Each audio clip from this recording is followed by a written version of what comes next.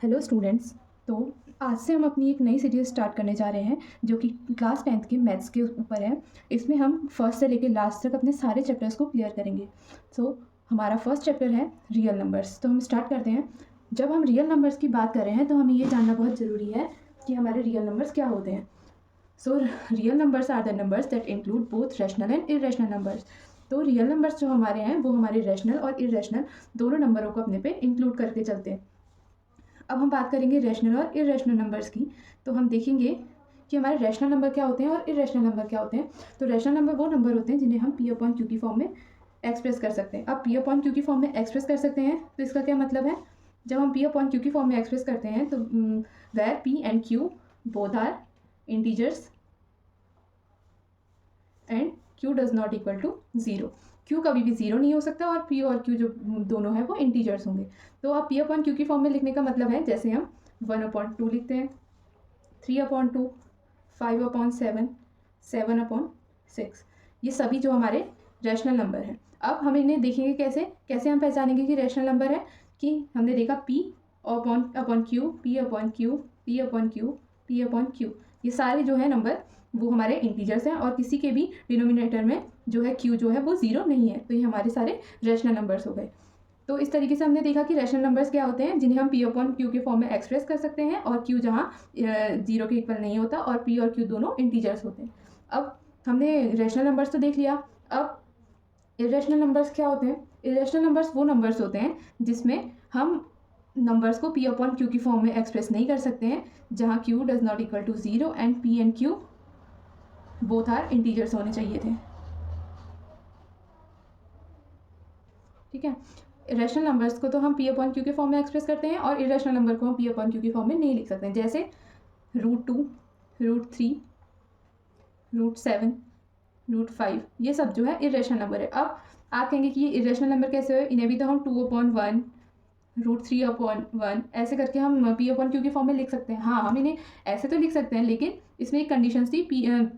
हमारी दो कंडीशंस थी यहाँ पर कि पी और क्यू जो होते हैं वो इंटीजर्स होने चाहिए और क्यू जो होता है वो ज़ीरो के इक्वल कभी भी नहीं हो सकता। तो पी और क्यू जो होते हैं वो इंटीजर्स होने चाहिए, लेकिन हमें पता है कि √3, √2 जो है वो हमारे इंटीजर नहीं है। तो इस तरीके से इरेशनल नंबर्स वो होते हैं जिन्हें हम पी अपॉन क्यू की फॉर्म में नहीं लिख सकते। तो यहाँ पे हमने देखा रैशनल नंबर वो हैं जिन्हें हमने पी अपॉन क्यू की फॉर्म में लिख दिया है और इरेशनल नंबर वो हैं जो पी अपॉन क्यू की फॉर्म में नहीं लिखे जा सकते। इस तरीके से हमने ये तो देख लिया कि इरेशनल नंबर हमारे ये हो गए जिनमें √2, √3 जो इंटीजर्स नहीं थे। पी अपॉन क्यू की फॉर्म में तो हमने लिख लिया, लेकिन इंटीजर्स नहीं थे, इसलिए ये इरेशनल नंबर हो गए। एक और तरीका होता है इन्हें हमने इरेशनल नंबर्स को पहचानने का, वो हमारी होती है डेसिमल एक्सप्रेशन। अब डेसिमल एक्सप्रेशन से हम कैसे सीखते हैं। डेसिमल एक्सप्रेशन के थ्रू हम कैसे सीखेंगे कि जो हमारे इरेशनल नंबर होते हैं वो 2 टाइप्स के हो जाते हैं यहाँ पर। एक तो होता है टर्मिनेटिंग, दूसरे हमारे होते हैं नॉन टर्मिनेटिंग। अब इसका मतलब क्या है। टर्मिनेटिंग तो हमारे हो गए जिनका कोई एंड होता है, जैसे 0.125, 0.76, 0.5 या 0.5431, कुछ भी पॉइंट के बाद कुछ नंबर्स के बाद इनका एंड हो गया है, मतलब कि ये इतना ही नंबर है, ख़त्म। पॉइंट के बाद एक डिजिट और है फिर ख़त्म, पॉइंट के बाद 5 डिजिट्स हैं फिर ये ख़त्म हो गया। तो ये टर्मिनेटिंग कहलाते हैं, टर्मिनेटिंग इरेशनल नंबर। और नॉन टर्मिनेटिंग की जब हम बात करते हैं तो नॉन टर्मिनेटिंग इरेशनल नंबर्स वो होते हैं जिनका कोई टर्मिनल नहीं होता है। जैसे हम लिखते हैं 0.2222, इसमें 2 की रिपीटेशन हो रही है और पता नहीं कितने डिजिट तक ये यहाँ पर 2 आते रह रहा है, तो इसका कोई टर्मिनल नहीं है, मतलब कि कहीं पर ख़त्म नहीं हो रहा है, तो ये एक नॉन टर्मिनेटिंग नंबर है। वैसे ही 0.1 2 3 4 5 6, यहाँ हम अगर पाई की वैल्यू देख लें तो हम इतना ही लिखते हैं 3.14, लेकिन ये इतना नहीं होता है, इसके बाद भी इसमें बहुत सारे डिजिट होते हैं, तो ये इरेशनल नंबर होता है। तो इस तरीके से हम डेसिमल एक्सप्रेशन से भी इरेशनल नंबर को फाइंड कर सकते हैं।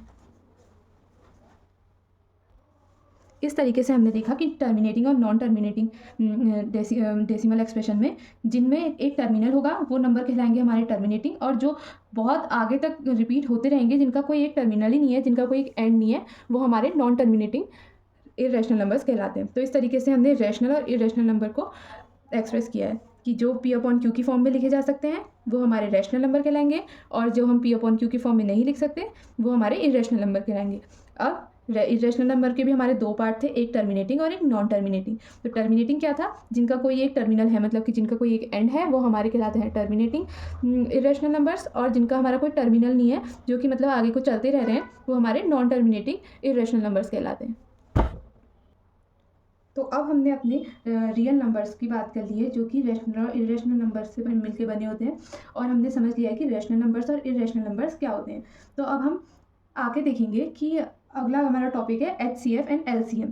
अब जब हम HCF एंड LCM की बात करते हैं, तो इसमें हमारा एक मेन टर्म निकल के आता है कि prime numbers and composite numbers. तो अब हम देखेंगे कि प्राइम नंबर्स और कंपोजिट नंबर्स क्या होते हैं। तो अब जब हमने बात करी है HCF और LCM की, तो हम अपना थ्योरम नंबर फर्स्ट देख लेते हैं, जो क्या कहता है, every composite number can be expressed as a product of prime number and this factorisation is unique apart from the order in which the prime factors occur. इसका मतलब क्या है, जितने भी कंपोजिट नंबर हमारे होते हैं वो हम प्राइम नंबर के फैक्टराइजेशन फॉर्म में जो है हम एक्सप्रेस कर सकते हैं। मतलब कि जितने भी हमारे कंपोजिट नंबर होंगे उन्हें हम प्राइम फैक्टर के फैक्टराइजेशन के फॉर्म में हम लिखेंगे, और उनका फैक्टराइजेशन हर नंबर के लिए, हर कंपोजिट नंबर के लिए वो फैक्टराइजेशन यूनिक होगा। ठीक है, अब हमने ये तो कह दिया, तो लेकिन हमारे कंपोजिट नंबर और प्राइम नंबर क्या होते हैं ये हम देखते हैं। कंपोजिट नंबर और प्राइम नंबर, तो हमारे कंपोजिट नंबर होते हैं कि वो नंबर्स जिनका कॉमन फैक्टर जिसके हमारे बहुत सारे कॉमन फैक्टर होते हैं, जैसे कि हम 16 ले लेते हैं, या 10 ले लेते हैं, या 4 ले लेते हैं। और प्राइम नंबर हमारे वो नंबर होते हैं जिनका 1 और खुद वही नंबर के अलावा कोई और जो होता है हमारा कॉमन फैक्टर नहीं होता है। जैसे 7 का हमारा, अगर हम इसको लिखेंगे तो 1 और 7 इसके जो होते हैं फैक्टर्स हो सकते हैं, इसके अलावा 7 का कोई और फैक्टर नहीं होता है। वैसे ही 5 को हम देखेंगे तो 1 और 5 के अलावा इसका कोई और कॉमन फैक्टर नहीं होता है। और जो 3 को अगर हम देखेंगे तो 1 और 3 के अलावा इसको हम और किसी भी नंबर के फॉर्म में नहीं लिख सकते हैं। ठीक है, तो इस तरीके से हमने देखा कि प्राइम नंबर्स क्या क्या हो गए, जैसे हमारे 7, 5, 3 ये सब प्राइम नंबर है, क्योंकि हम इनके कॉमन जो फैक्टर्स हैं वो 1 या 7 के अलावा कोई भी इनका जो है कॉमन फैक्टर नहीं है। अगर वहीं हम कंपोजिट नंबर देखेंगे, जैसे हमने 4 देखा, तो 1, 2, 4 इसके कॉमन फैक्टर हो गए। 10 का देखा 1, 5, 2, 10 इतने सारे इसके कॉमन फैक्टर हो गए। वहीं अगर हम 16 का देखेंगे तो 1 होता है, 2 होता है, 4 होता है, 8 होता है, 16। ठीक है, तो इनके इतने सारे हमारे कॉमन फैक्टर हैं। तो वो नंबर्स जिनके बहुत सारे खुद 1 और खुद के अलावा और भी बहुत सारे कॉमन फैक्टर्स होते हैं, वो हमारे कंपोजिट नंबर होते हैं। और प्राइम नंबर वो होते हैं जिनका 1 और खुद के अलावा कोई और कॉमन फैक्टर नहीं होता है। तो इस तरीके से हमने प्राइम नंबर और कंपोजिट नंबर को देख लिया।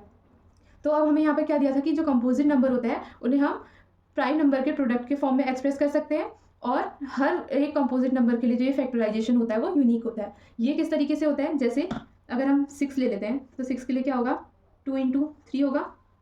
वहीं अगर हम 10 ले लेते हैं उसके लिए क्या होगा, 2 × 5 होगा।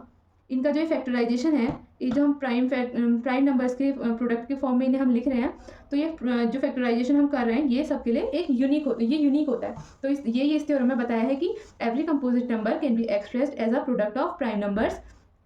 ये प्राइम नंबर है एक, ये भी प्राइम नंबर है, तो इन प्राइम नंबरों के प्रोडक्ट के फॉर्म में इन्हें हम लिख सकते हैं। और जो ये फैक्टराइजेशन है वो सबके लिए यूनिक होता है। ये फैक्टराइजेशन जैसे इसका 2 × 5 है, इसका 2 × 3 है, तो इस तरीके से ये फैक्टराइजेशन सबके लिए यूनिक होगा, मतलब कि सबका अलग अलग होगा।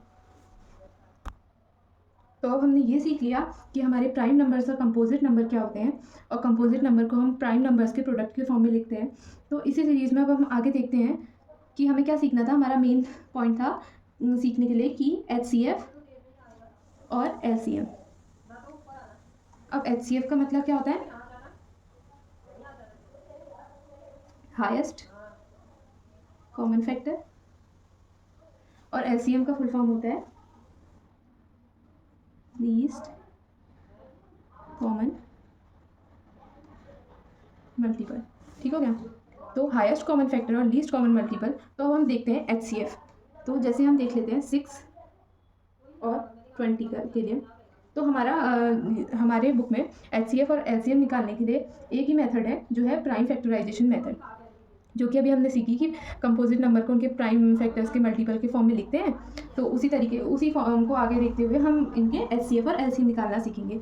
तो अब HCF निकालने के लिए हमें क्या करना होता है, जैसे 6 का HCF निकालना है तो हम इसका फैक्टराइजेशन करेंगे। 2 × 3 हो गया, वही अगर हम 20 का देखेंगे तो 2 इंटू 2 इंटू 5 होगा, 2 2 जा 4, 4 5 जा 20 और 2 3 जा 6। अब हम इसमें क्या देखेंगे कि इन दोनों में कॉमन क्या है, सिर्फ 2 है दोनों में कॉमन, है ना, और तो कोई नंबर नहीं है।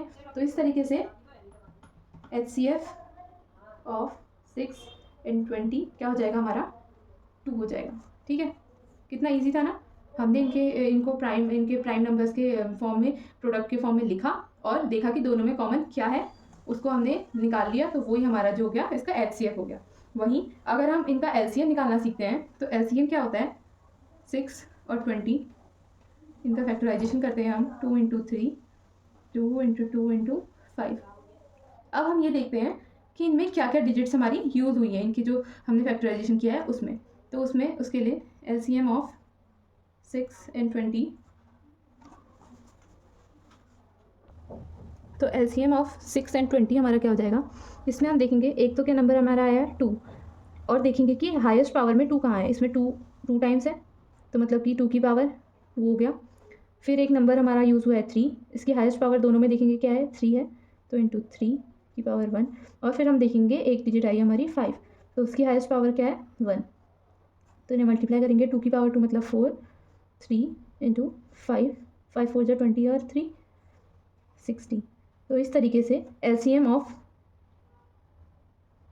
6 एंड 20 हमारा क्या आ गया, 60।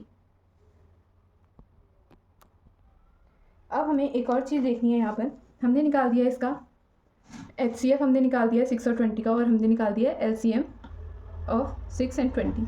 तो हमें एक रिलेशन पता होना चाहिए कि HCF, किसी भी नंबर का HCF इंटू उन नंबर्स का LCM किसके इक्वल होता है, उन डिजिट्स के मल्टीपल के इक्वल होता है। ठीक है, तो अब हम इसमें देखेंगे, हमने HCF निकाला है 6 और 20 का, LCM निकाला है हमने 6 और 20 का, तो हम देखेंगे HCF और 6 एंड 20 क्या था हमारा 2, LCM ऑफ 6 एंड 20 हमारा क्या था 60, और हमारे डिजिट क्या थे 6 एंड 20, 6 इंटू 20 क्या आया, 60 इंटू 20 120। तो हमारा ये रिलेशन भी यहाँ पर सेटिस्फाई हो गया कि HCF ऑफ कोई भी हमारा नंबर है और LCM of these numbers are equal to multiplication of these 2 numbers. ठीक हो गया, तो इस तरीके से हमारा ये रिलेशन भी सेटिस्फाई हो गया। तो इस तरीके से हमने LCM और HCF निकालना सीखा, जिसमें हमारा मेन हमें क्या सीखना था, प्राइम नंबर्स और कंपोजिट नंबर सीखने थे, जिससे हमारा HCF और LCM निकालना बहुत ईजी हो गया। अब इसी सीरीज़ में हम आगे देखेंगे, जैसे हमने देखा था हम अपने टॉपिक पर आते हैं कि हमारा टॉपिक था रैशनल एंड इररेशनल नंबर्स, और हमने देख लिया था कि हमारा √2, √3, √5, √7 जो हमारे इररेशनल नंबर्स हैं। ठीक हो गया, तो अब हमारा पेपर में क्वेश्चन आता है कि जो ये √2, √3, √5, √7 है, इन्हें इररेशनल नंबर हमें प्रूव करना होता है। ठीक है, तो यही हम देखेंगे। जैसे हमारा क्वेश्चन है कि prove that √2 is a irrational number, तो हम देखेंगे √2 को हम इररेशनल नंबर कैसे प्रूव करते हैं, कि हम सबसे पहले ये मान लेते हैं कि √2 एक जो है रैशनल नंबर है। तो लेट अस कंसीडर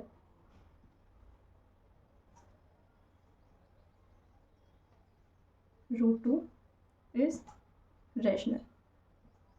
सबसे पहले हमने ये मान लिया, अगर हमने √2 को रैशनल माना है तो इसका मतलब कि हम इसे P/Q की फॉर्म में एक्सप्रेस कर सकते हैं। ठीक है, तो हम ले लेंगे कि P/Q इक्वल टू √2। ठीक है, अब P equal to √2 into Q, both side हम स्क्वायर करेंगे तो हमारा हो जाएगा P² इक्वल टू 2Q²। ये हमारा इक्वेशन 1 हो गई। अब क्योंकि √2 यहाँ पर है तो हम कह सकते हैं कि √2 जो है हमारा P² को डिवाइड कर रहा है, और अगर √2 हमारा P² को डिवाइड कर रहा है तो हम कह सकते हैं कि P/ जो √2 है, सॉरी हमारा 2 जो है P² को डिवाइड कर रहा है, इसलिए हमने जो P/2 इसको लिया, इसको हमने n ले लिया। ठीक हो गया, हमारी इक्वेशन 1 से क्या आया कि जो 2 है वो हमारा P² को डिवाइड कर रहा है। ठीक हो गया, अब हमने P/2 को n ले लिया, इसमें भी स्क्वायर किया बोथ साइड, तो हमारा क्या आया P²/4 इक्वल टू n²। जब हमारा ये आया P²/4 इक्वल टू n², तो हमने देखा कि यहाँ से हमारा क्या आ गया, P square equal to 4n²। ये हमारी इक्वेशन 2 हो गई। इक्वेशन 2 से अगर हम पी स्क्वायर की वैल्यू हम इक्वेशन 1 में रखना चाहेंगे तो हम देखते हैं, इक्वेशन 2 से हमने पी स्क्वायर की वैल्यू इक्वेशन 1 में रखी तो ये हो गया 4n² इक्वल टू 2q²। तो 2n² इक्वल टू q²। जब हमने यहाँ पर p अपॉन q को √2 के इक्वल लिया था तो हम ये कहते हैं कि जो यहाँ पर p एंड q है वो हमारे क्या है, को प्राइम नंबर है।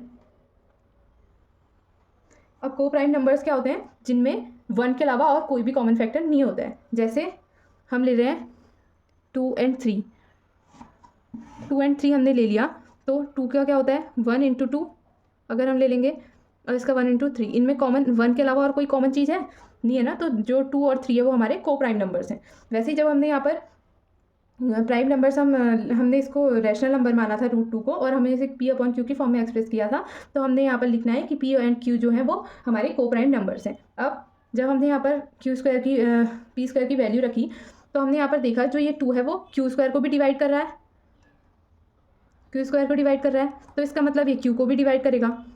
अब यहाँ पर से हमने देखा था कि 2 जो है p को भी डिवाइड कर रहा था, और यहाँ से हमारा आ गया कि जो है 2 जो है वो q को भी डिवाइड कर रहा है। तो इस तरीके से हम कह सकते हैं कि हमने तो इन्हें माना था कि p और q जो है को प्राइम नंबर है और उनका 1 के अलावा कोई और फैक्टर हो नहीं सकता था कॉमन, लेकिन यहाँ पर 2 भी तो एक कॉमन फैक्टर आ गया है। तो ये हमारी इस बात को कॉन्ट्राडिक्ट कर रहा है कि हमारे p एंड q जो है वो एक को प्राइम नंबर है। तो इसलिए हमारा ये अजम्पशन भी इनकरेक्ट अजम्पशन है कि जो हमारा √2 जो है वो एक रैशनल नंबर था। तो इसलिए हम कह सकते हैं, क्योंकि हमारा इस बात का कॉन्ट्राडिक्शन हम कर रहा है ये वाला टर्म कि √2 जो p एंड q थे वो को प्राइम नंबर्स थे, इस तरीके से इस बात का भी हमारा कॉन्ट्राडिक्शन इस बात में भी हमारा कॉन्ट्राडिक्शन हो गया कि जो √2 है वो एक रैशनल नंबर है। तो इस तरीके से हमने प्रूव कर दिया कि जो √2 है वो एक इररेशनल नंबर है। तो हमने क्या किया, सबसे पहले √2 को एक रैशनल नंबर माना। रैशनल नंबर मानने से क्या हुआ कि हमें उसे p अपॉन q की फॉर्म में एक्सप्रेस कर सकते थे, तो हमने p अपॉन q की फॉर्म में लिखा √2 को, और हमने देखा जो p एंड q है वो एक को प्राइम नंबर है, मतलब कि उनका कॉमन फैक्टर सिर्फ 1 है। तो उसके बाद हमने यहाँ पर देखा p इक्वल टू √2q हो गया, बोथ साइड हमने स्क्वायर किया तो हमारा क्या आया, p² is equal to 2q²। इसे हमने इक्वेशन 1 माना। अब हमने देखा कि ये जो 2 है वो p² को डिवाइड कर रहा है, तो p को भी डिवाइड करेगा, p को डिवाइड कर रहा है, तो इससे हमें ये हमारी एक यहाँ पर हमने p अपॉन 2 को n ले लिया, ठीक है, n माना। उसके बाद हमने फिर से बोथ साइड स्क्वायर किया। बोथ साइड स्क्वायर करने से हमें क्या मिला, हमें यहाँ से p² की वैल्यू निकल गई जो हमारी इक्वेशन 2 थी।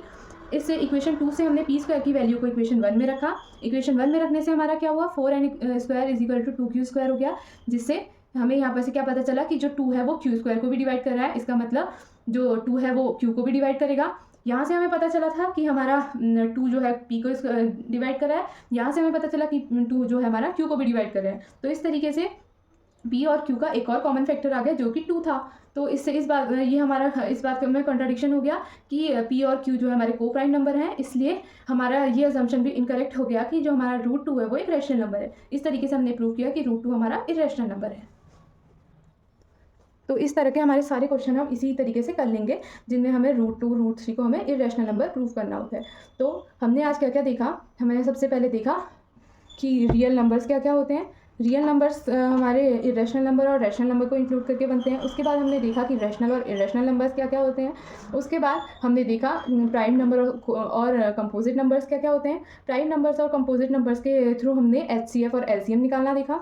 LCM और HCF निकालने के बाद हमने क्या प्रूव किया कि जो √2 √3 ये इस तरीके के जो नंबर हैं वो इरेशनल नंबर होते हैं। इस तरीके से हमारा चैप्टर नंबर 1 जो कि रियल नंबर्स था वो कंप्लीट होता है। कोई भी डाउट होने पर आप कमेंट्स करके हमसे क्वेश्चन पूछ सकते हैं। Thank you. Like share and subscribe.